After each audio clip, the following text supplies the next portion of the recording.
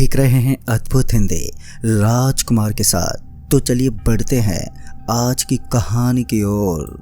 दोस्तों, कमलपुरा के गांव का एक ऐसा गूंगा जो जन्म से ही गूंगा और बहरा था, पर इसके बावजूद भी उससे पूरा का पूरा गांव थर-थर कांपता था।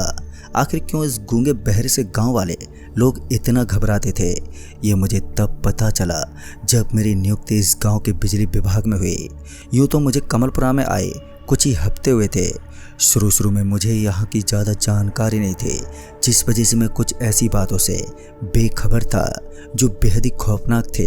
मुझे आज भी अच्छे से याद है वो काली तूफान रात जब मैं महेंद्र के साथ कमलपुरा के मेन लाइन में आई खराबी को ठीक करने पहुंचा था।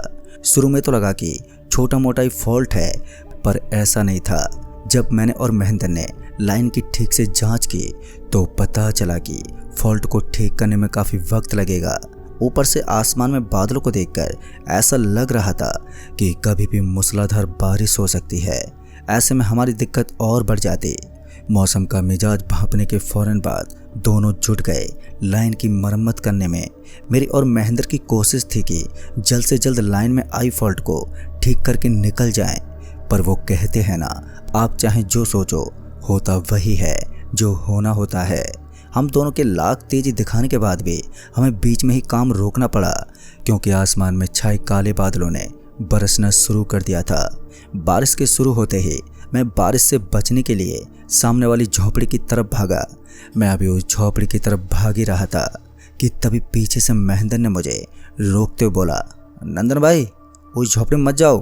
पर तब तक मैं उस झोपड़ी में दाखिल हो गया था।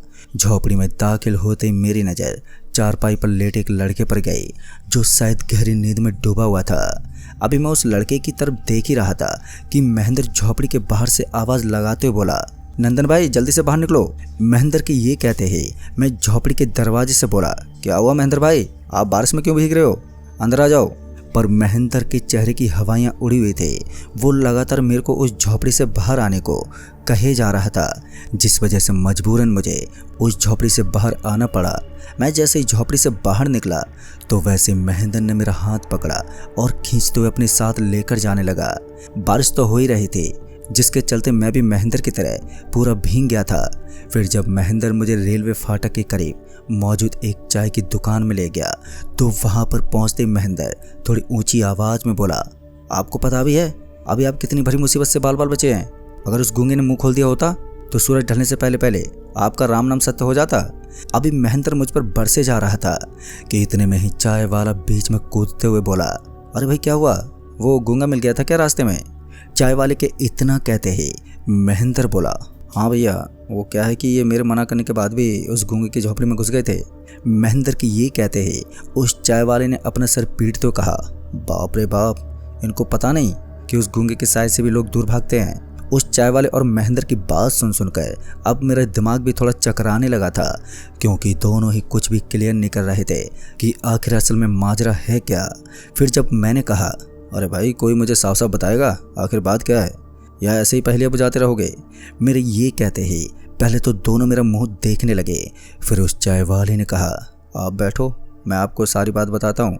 बैठने के बाद उस चाय वाले ने कहा कि वो कोई साधारण गूंगा बहरा नहीं है। वो आज से लगभग 14 साल पहले की बात है, जब वो अपने माँ यानी वैशाली की कोख में था।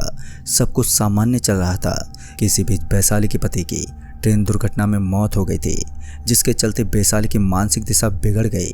वो रात होते ही रोते हुए गांव के बाहर वाले जंगल में चली जाती और वहीं बैठी बैठी रोती रहती। हालांकि गांव वालों ने उसे बहुत समझाने और बुझाने की कोशिश की, पर वो किसी की नहीं सुन रही थी। फिर जब गांव वाले उसके आगे हार गए तो गांव वालों ने वैशाली को उसके हाल पर छोड़ दिया और वैशाली वैसे ही रातों को बीच जंगल में रोती बिलखती और अपने दिन काटती रही। फिर जब वैशाली का प्रसव का वक्त नज़दीक आ गया तो गाँव वालों को वैशाली की चिंता तो थी, पर अब वैशाली जंगल में ही बस गई थी, जिस वजह से गांव वालों के जहन से वैशाली गुमसी हो गई। फिर अचानक ही आधी रात को गांव में एक हंसी के साथ साथ किसी बच्चे की किलकारी गूंजने लगी और जब गांव वाले अपने अपने घरों से बाहर निकले तो उन्होंने देखा वैशाली एक बच्चे को लेकर गांव की गलियों में झूम रही है। पता नहीं क्यों रात में वैशाली की खुशी को देखकर कोई खुश नहीं हुआ, उल्टा गांव वालों के मन में एक अजीब सा डर बैठ गया। वैशाली और उसके बच्चे को लेकर। इसी डर के साए में समय गुजरता गया। वैशाली फिर से रात होते ही रोने लगती और अपने बच्चों को रोता बिलखता अपनी झोपड़ी में छोड़ जाती। गांव से जितना बन पाता था उन्होंने अपनी तरफ से किया। वैशाली जब भी रात को बच्चों को रोता हुआ छोड़कर जाती तो पड़ोसी उसे अपने पास रख लेते और सुबह होते उसे वापस से उसी झोपड़ी में पहुंचा देते। फिर जब वैशाली का बेटा धीरे धीरे बड़ा हुआ तो लोगों को मालूम चला कि वो गूंगा और बहरा है। फिर इसी बीच वैशाली भी मर गई और वैशाली के गुजरने के बाद उसके बेटे की देखभाल गांव के जिम्मे आ गई। फिर जब वैशाली का बेटा 7 साल का हुआ तो उसने पहली बार किसी को पुकारते हुए कहा, जगदीश। दरअसल वैशाली का बेटा ज़्यादातर जगदीश के घर में रहता था। जगदीश की भी कोई संतान नहीं थी, जिस वजह से जगदीश ने उसे गोद ले लिया था। और उस रोज़ वैशाली के बेटे के मुंह से अपना नाम सुनकर जगदीश इतना खुश हुआ कि उसने गांव वालों को दावत पर बुला लिया। पर जगदीश की दावत में मातम पसर गया, क्योंकि दावत के दौरान ही जगदीश ने दम तोड़ दिया और जगदीश की मौत ने गांव के लोगों के मन में वैशाली के बेटे के लिए एक हीन भावना बो दी, जिसके चलते गांव वालों ने वैशाली के बेटे को धुतकारना शुरू कर दिया, जिस वजह से वैशाली का 7 साल का बेटा यहाँ वहाँ भटकने पर मजबूर हो गया और वो अक्सर रातों को गुमसुम उदास घूमता हुआ नजर आता। और ऐसे ही जब वैशाली के बेटे ने गाँव के एक बंदे का नाम पुकारा तो वो भी जगदीश की तरह अगले दिन का सूरज नहीं देख पाया, जिसके बाद गांव वालों को पूरा यकीन हो गया कि वैशाली का बेटा शैतान का रूप है। और उसके बाद से गांव वालों ने वैशाली के बेटे का नाम शैतान रख दिया और उससे दूर दूर रहने लगे। पर इसके बावजूद भी वैशाली के बेटे ने गांव नहीं छोड़ा। समय गुजरता रहा और इस दौरान जब भी वैशाली के गूंगे बहरे बेटे ने किसी को पुकारा तो वो जिंदा नहीं बचा। इन पिछले 13 सालों में उसने करीबन 23 गाँव वालों का नाम लिया और वो सारे के सारे मारे गए। उस चाय वाले की बात सुनने के बाद मुझे समझ में आ गया कि आखिर महेंद्र इतना परेशान क्यों था। पर वहीं दूसरी ओर मुझे वैशाली के बेसहारा बेटे के लिए बुरा भी लग रहा था, जो अब 13 साल का हो चुका था। खैर बातों ही बातों में कब सूरज ढल गया मुझे पता ही नहीं चला। बादल भी बरस कर जा चुके थे, लिहाजा मैं और महेंद्र निकले अपना अधूरा काम पूरा करने, जिसमें अभी काफ़ी वक्त लगने वाला था। छमाछम बारिश के चलते जो काम 1 घंटे का था उसे करने में अब 4 घंटे का वक्त लग गया और इस तरह वो शाम गुजरी। ऐसे ही फिर एक रोज़ मैं भकार से लौट रहा था। मेरी ट्रेन रात के करीब 1 बजे दिलपुर के स्टेशन पर लगी। इत्तेफाक से उस रोज़ भी झमाझम बारिश हो रहे थे। अभी मैं ट्रेन से उतरकर प्लेटफार्म से स्टेशन के लॉबी की तरफ दौड़ रहा था कि तभी मेरी नज़र एकाएक प्लेटफार्म पर बैठे एक छोटे से लड़के पर गई, जो प्लेटफार्म पर पड़ी मिट्टी से सनी रोटी उठा कर खा रहा था। अभी मैं उसी बच्चे की तरफ ही देख रहा था कि तभी मुझे किसी ने आवाज़ देते हुए कहा, अरे ओ भाई साहब, उसे बच्चा समझने की भूल मत कर लेना, वो इंसान के भेष में शैतान है। अगर बेमौत नहीं मरना चाहते तो चुपचाप इधर आ जाओ। फिर जब मैंने उस आदमी की तरफ देखा तो मैंने पाया कि वो रेलवे मास्टर है। मैं फ़ौरन उसके बुलाने पर उसके पास चला गया और जब मैं उसके पास पहुंचा तो मैंने पाया कि स्टेशन मास्टर गर्मा गर्म चाय पकौड़े का लुत्फ़ उठा रहा है। ऊपर वाले की भी अजीब लीला थी। कोई इस बारिश कीचड़ से सनी रोटी खाने को मजबूर था तो कोई इसी बारिश में गर्मा गर्म चाय पकौड़े उड़ा रहा था।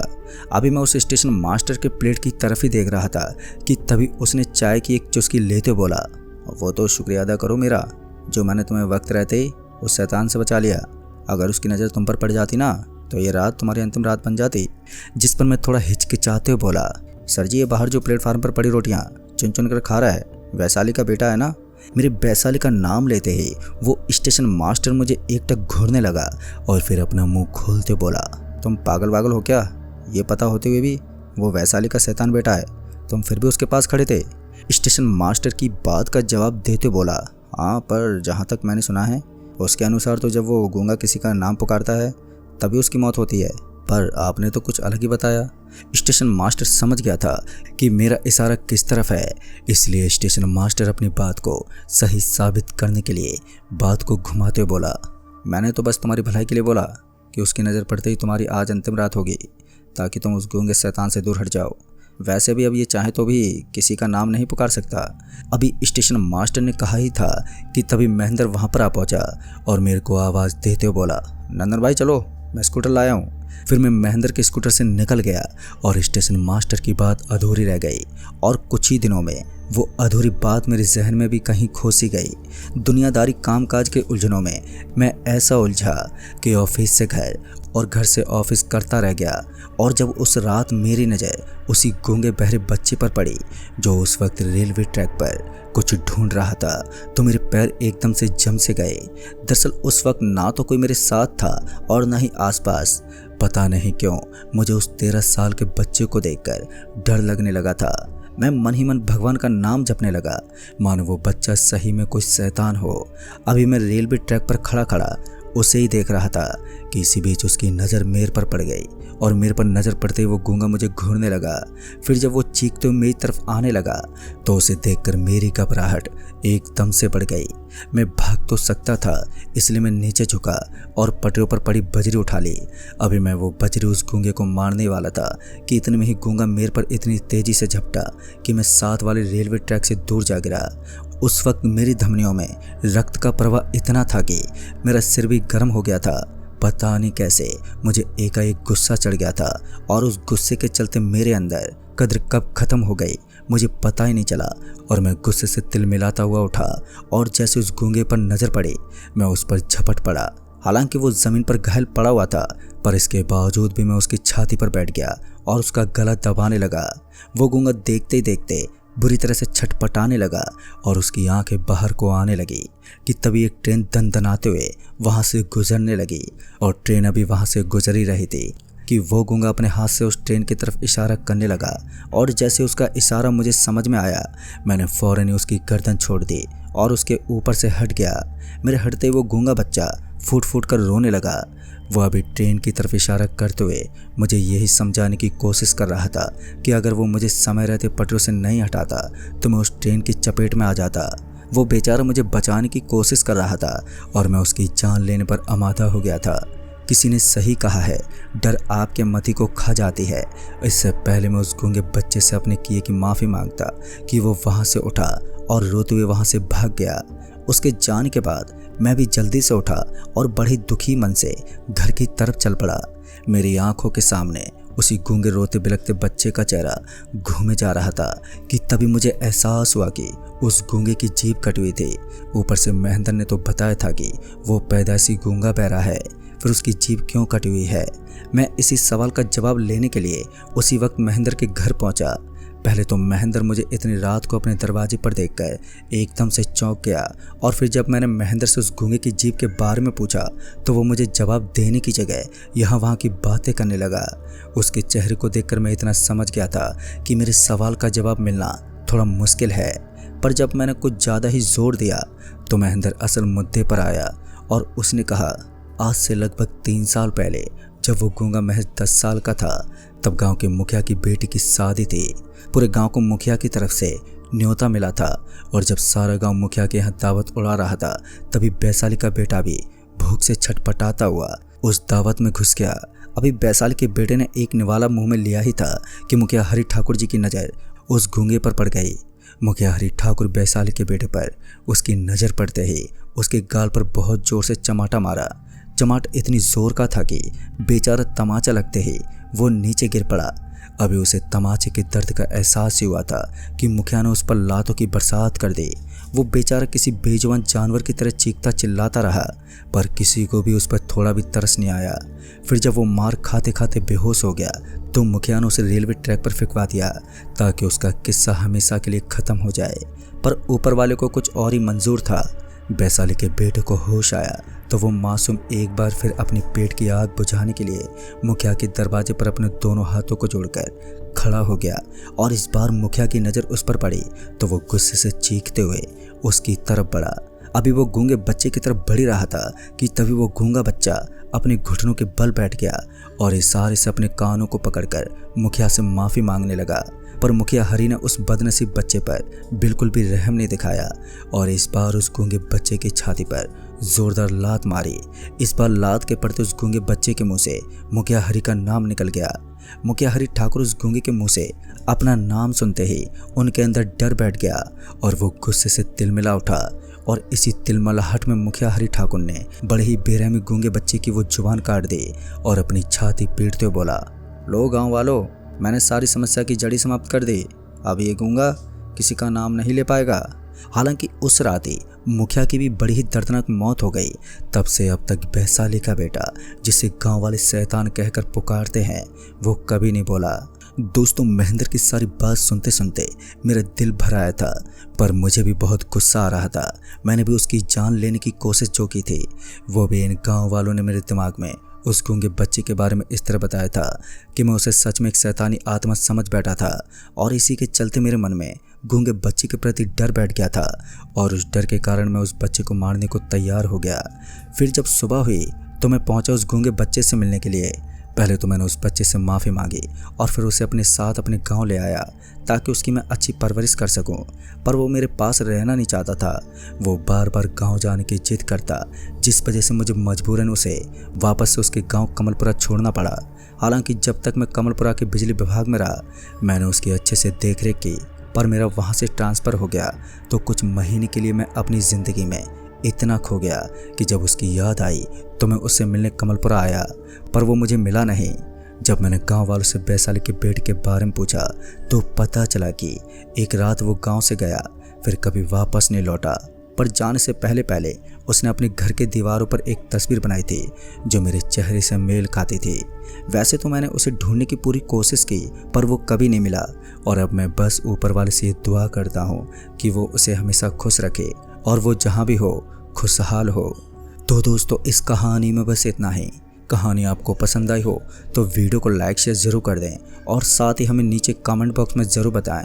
तो मैं आपका दोस्त राजकुमार जल्द ही मिलूँगा ऐसी एक और नई कहानी के साथ। तब तक के लिए बाय एंड टेक केयर।